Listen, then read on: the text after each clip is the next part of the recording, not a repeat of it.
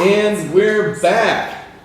Week 11 of Touchdown coming at you this week from Rubar in Vienna, Austria, the 1st District, Old Vienna. As always, I'm your host, Joel Turpin. With me today, my co-host, Katie Aichhorn, Chris Burdette, Philly Chris, and David Asselin, our resident New England fan. Don't hold it against him. All right.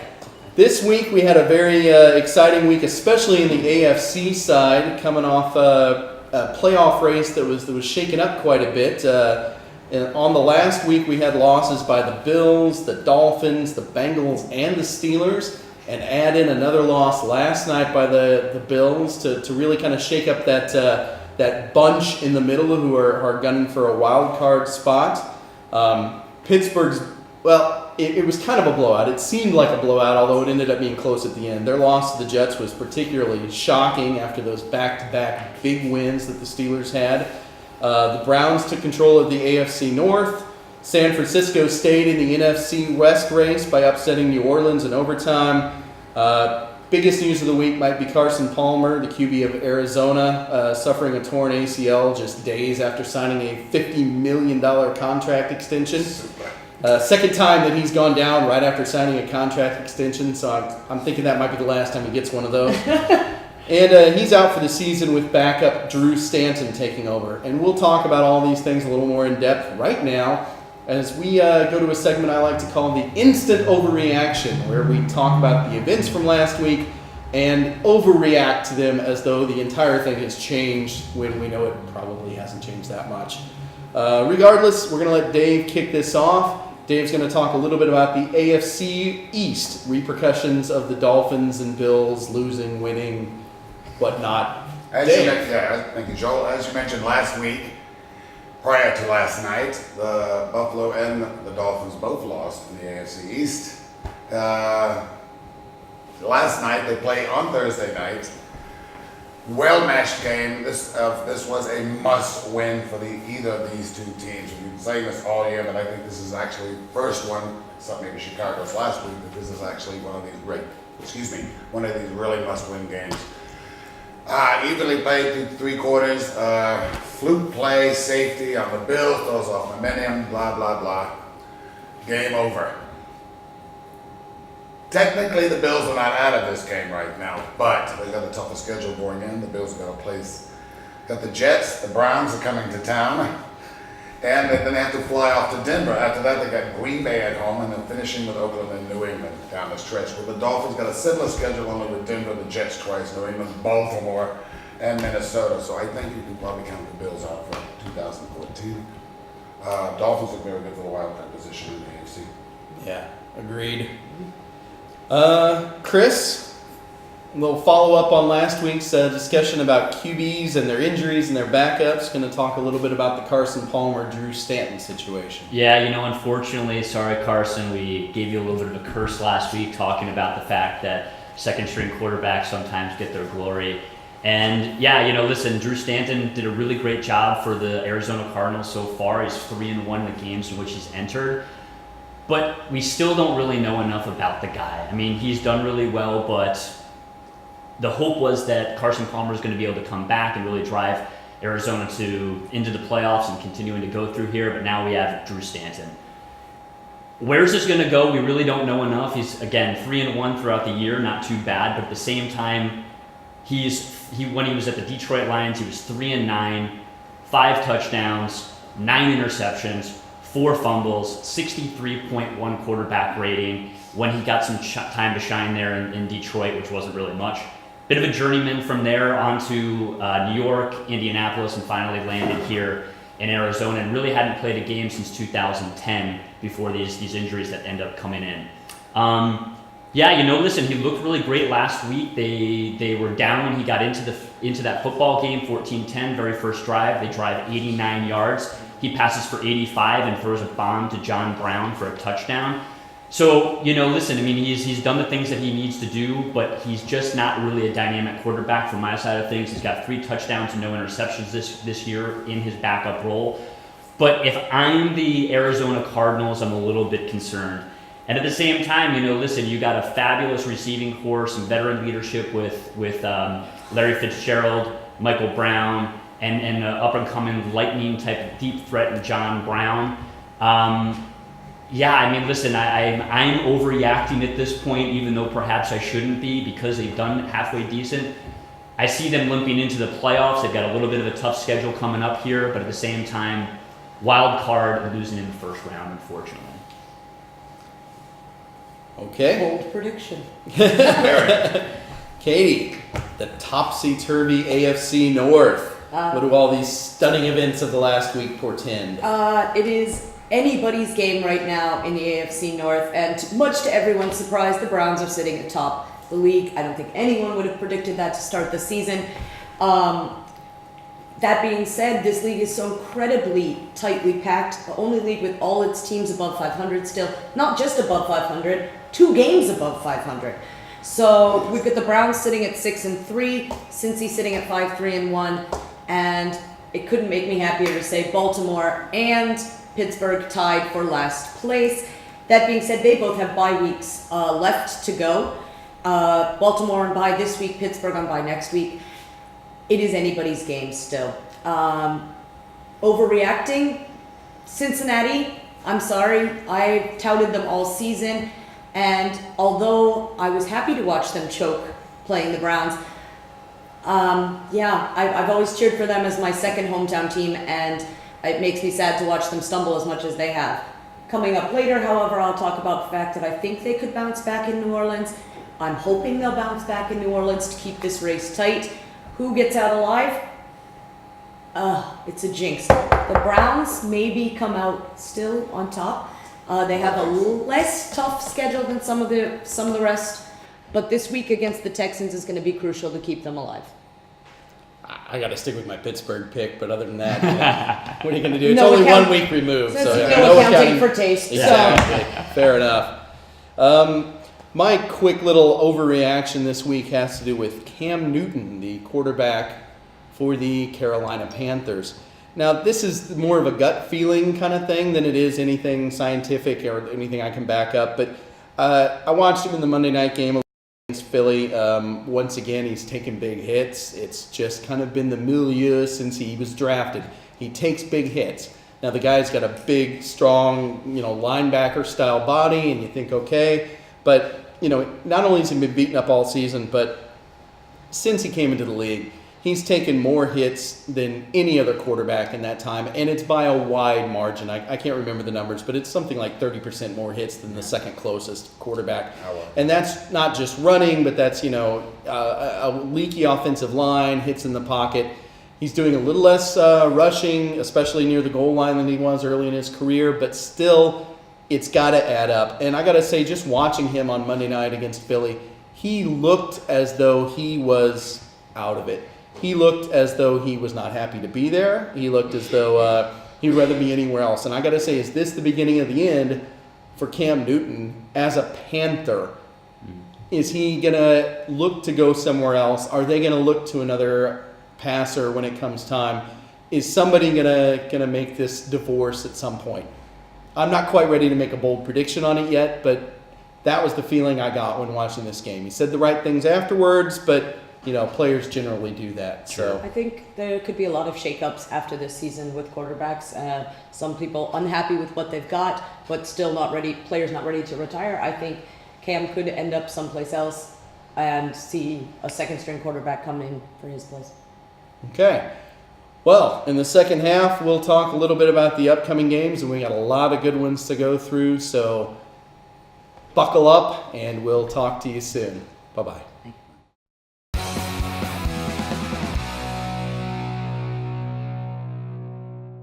And we're back. Second half, exciting half, the discussion half. And we're going to talk about this week's games, but first we got to go over last week's games real quick. San Francisco at New Orleans. Everybody picked New Orleans. Everybody was wrong. Miami at Detroit. Everybody picked Detroit except Joel. And Detroit won. Chicago at Green Bay. Everybody picked Green Bay except Mark. Green Bay won. And Casey at Buffalo, we all went with the winners. Kansas City. Go Chiefs. That was an easy call. Dave 3-1. Katie 3-1. Joel 2-2. Chris 3-1. Mark, who is not here, 2-2. Fairly decent week for us. No worries, absolutely. This week, it's going to be a little tougher, I hate to say. We're going to start off with some tight games. In fact, all of them look like tight games. And we'll let Dave kick it off with New England at Indianapolis. Tons of huge games playing this weekend. This is one of the biggest. I don't think it is the biggest. This comes up later.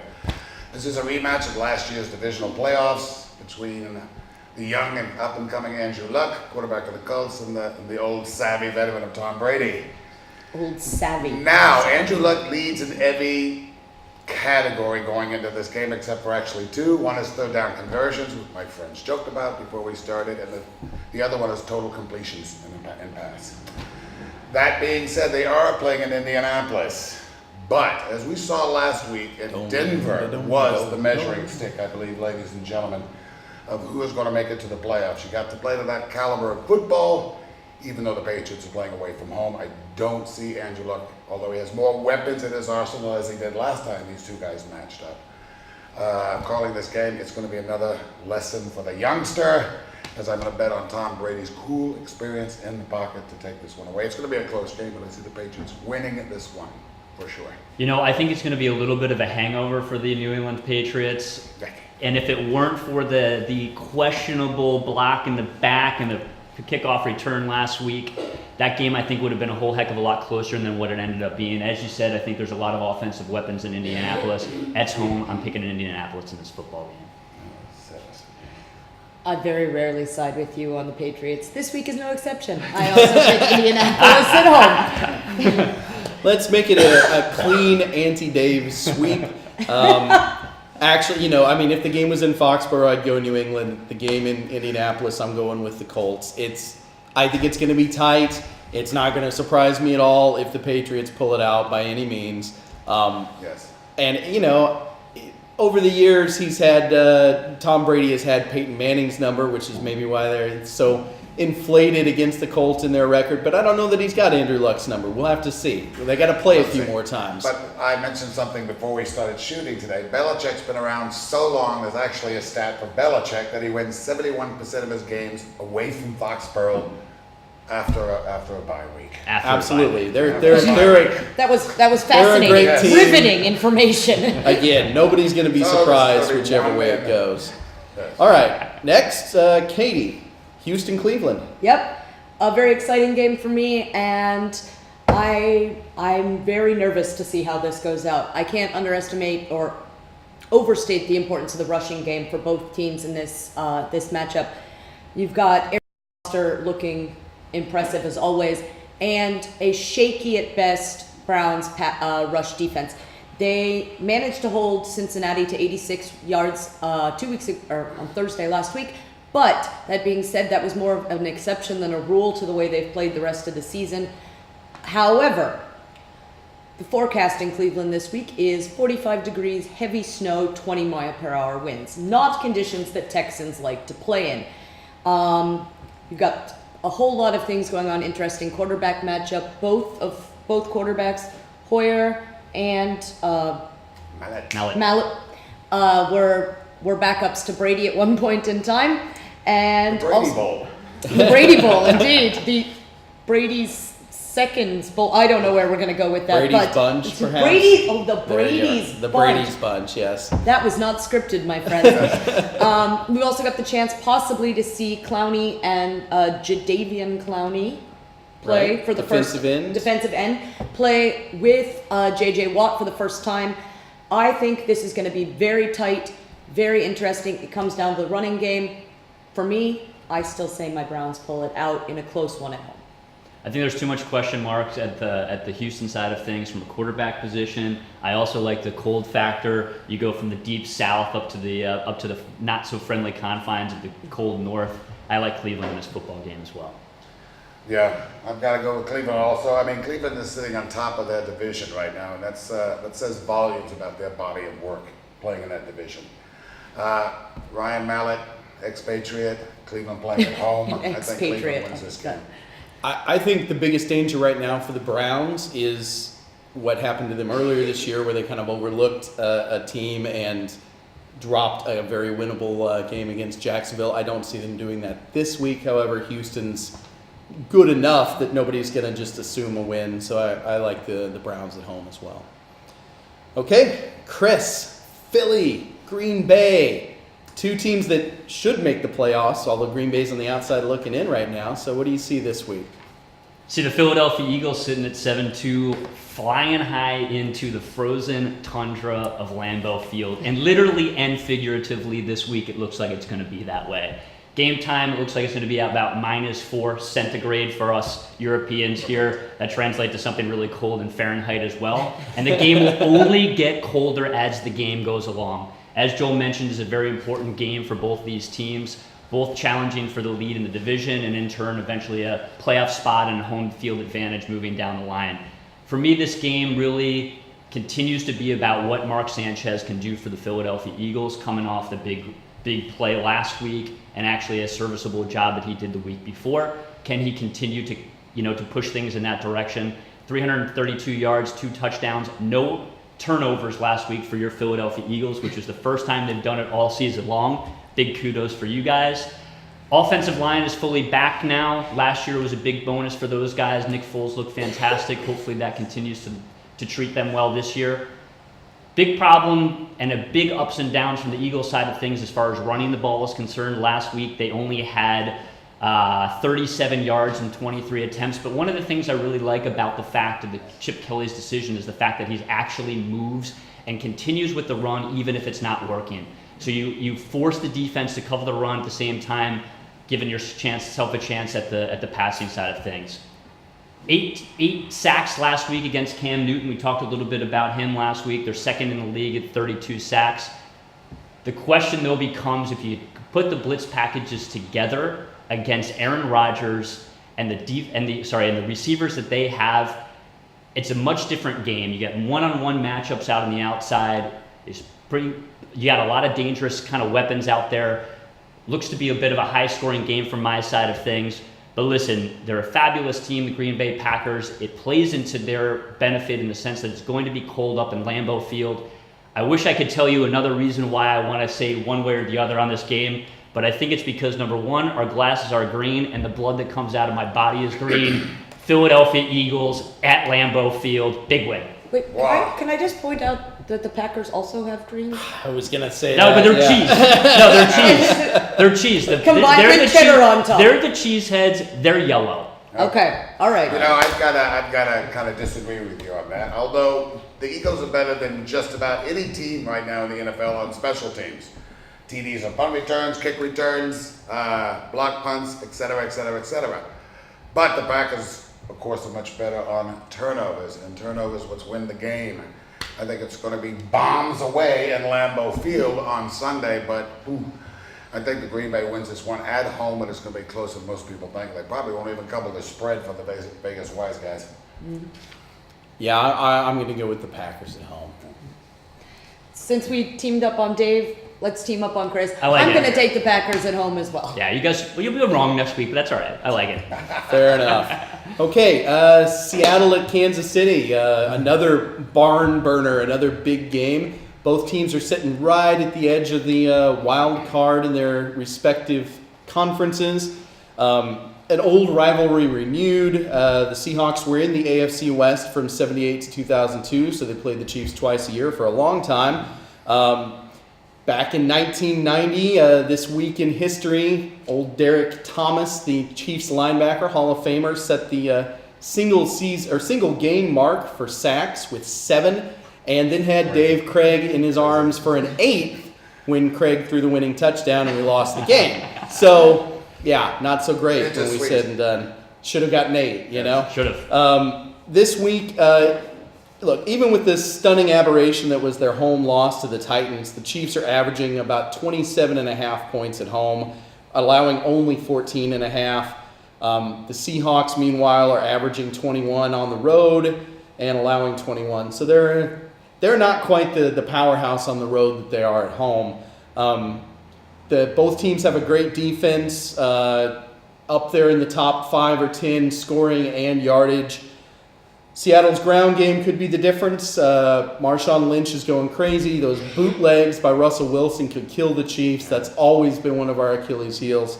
It's just something that we have a hard time with and could be the factor in the game. However, I think it'll be a close game. Chiefs pull it out late at home. I don't know if anybody yet this season has predicted a draw. I'm calling a tie. Wow. There we go. Single. It's the first. It's a first here. It's a first. It's a ballsy move, but you know what? I'd Why like not? to say if that ends in the tie, we give Katie a couple extra wins in the W Absolutely. column. I mean, holy Yes. I did smokes, miss the that's first 2 ridiculous. games of the season, so I say that should even Yeah. it out. If I call the tie correctly, I say I That- get that some brings kind of you up. bonus points. Fair enough. Fair enough. You know, listen, I think Andy Reid is a guy who plans really, really well. If he watched any tape last week, as you stated, with the bootlegs and the running game that he ended up having, meaning Seattle had last week with Russell Wilson and Marshawn Lynch, I think they're going to be able to adapt to that. We did it in Philadelphia quite a bit against guys like Mike Vick when he was down in Atlanta. So I like Kansas City at home in this football game. Boy, I like to call this game this week 3 yards and a cloud of dust because you've got Marshall Lynch playing on one side and you've got Jamal Charles playing on the other side of Kansas City. This is I think this is the game of the week for old-fashioned football fans. It's going to be running game. It is, just like it is tough to play in Seattle, it is tough to play in Arrowhead Stadium, probably one of the toughest in the NFL. It's now the loudest, isn't Yeah, it? now the It loudest. is now the And, loudest officially, You yes. know, I see Kansas City winning this one home, and they will cover the spread barely. Okay. Well, this week is so great that we have to do more. We cannot stop with one game apiece as we usually do. We've got a couple of bonus games coming your way, and we have set our resident expert on the Detroit Lions and Arizona Cardinals right over here, Mr. David Asselin, This one's right up my alley, folks. up with that game. Didn't even need to study for this one. Yeah. Detroit and Arizona, good defensive teams can always pull off the upset, ladies and gentlemen. But Detroit plays well on the road, and Arizona plays very well at home. I kind of disagree with my colleague earlier when he said that Arizona hasn't had the offense. Well, Arizona hasn't really won this year with offense. They've won with defense, and they're facing probably the number one defense this year coming to town in the Detroit Lions. That being said, I do see that because of the quarterback controversy, I do see that Big Matt Stafford coming in from the Detroit Lions and keeping a cooler head and winning a close one and losing the close one. I think Arizona pulls this one off at home. Yeah, you know, listen, I would like to see Arizona continue. I think Drew Stanton, as much as I'm immediately overreacting as I did earlier in the game, or in the show rather, I think it's going to be a little bit too much. He's got a big burden to put on his shoulders. Tough schedule here moving into the future here. I like Detroit away. This is the coin flip game. Yeah. Perhaps because I'm partial to Detroit due to them being my fantasy defense and I want to see them dominate. I'm going to pick Detroit away because I think Bush and Johnson together are going to make this game a lot more interesting and really test the might of that Arizona defense, which has looked so strong. I think they're firing all cylinders. I pick Detroit away. Yeah, Detroit is one of those teams I have a really hard time calling. I think that every time I make a pick on Detroit, I get it wrong. Detroit wins it, I guess. I still want to see a little more out of Stanton. Yeah, of course, it's not just offense with Arizona. It's a little bit of both. But they've walked the tightrope all season and have found a way to win, and sooner or later you lose those close games. Ringing endorsement by Joel. Yeah, I ringing guess. endorsement. There's my Yeah. strong, deeply felt pick for Yeah. the Detroit Lions. Uh-huh. And coming up after that, we got one more, Cincinnati at New Orleans, and we're going to let Katie take this one. Cincinnati and New Orleans. Interesting. Can Cincinnati come back? Granted, all season, Cincinnati has lost and then either tied or won, lost, tied or won. So coming off the Cleveland loss, maybe if they follow their pattern, they beat New Orleans at home. We talked about New Orleans being really untouchable in the Superdome. Then they went and lost in the Superdome. I think the question is, can Cincinnati stop Ingram? Can they stop the run at all? Can Cincinnati put their team back together? The New Orleans pass defense and rush defense are both kind of middle of the road. Nothing exceptional on that front. I think they're in the middle of the pack, close to the middle of the pack in both ways. That means if Cincinnati can get the ball to Green, AJ Green, to Mohamed Sanu, and start putting all their weapons back in their arsenal, I think Cincinnati's got a chance to beat them away. Yeah, for me, this is a coaching thing. I can't stand Sean Payton. I really like Marvin Lewis in Cincinnati. Cincinnati makes all the sense in the world. Yeah, I call this the oxymoron game of the week because both teams are consistently inconsistent. Yeah. But they are playing in New Orleans, and yeah, although they're not going on last week at home, New Orleans is used to winning at home, so one game does not make or break the team. New Orleans winning a close one. One of my favorite little stats or quirky things about this season so far is that though New Orleans is leading the NFC South, It's incredible. if they were in the AFC North, as discussed earlier, they would be a game and a half out of last place. Wow. I mean, that's nutty. I think that the division is bad, and that's going to continue. I do think New Orleans is the best of a bad division. I think when the season is all said and done, they're going to have 8 or 9 wins and find a way to at least be mildly respectable. Nice Super Bowl pick. And I Still think got them they're in the going Super to. I think they're going to find a way to win this week and even up that record at 500. You are wearing So, black and gold, Joel. I'm wearing, that's true. Makes I'm all the wearing sense in the world. Good yeah. point. It was So, a subliminal pick. yeah. Okay, well, thanks for joining us, and we'll see you again next week. Bye-bye. Thanks. See you.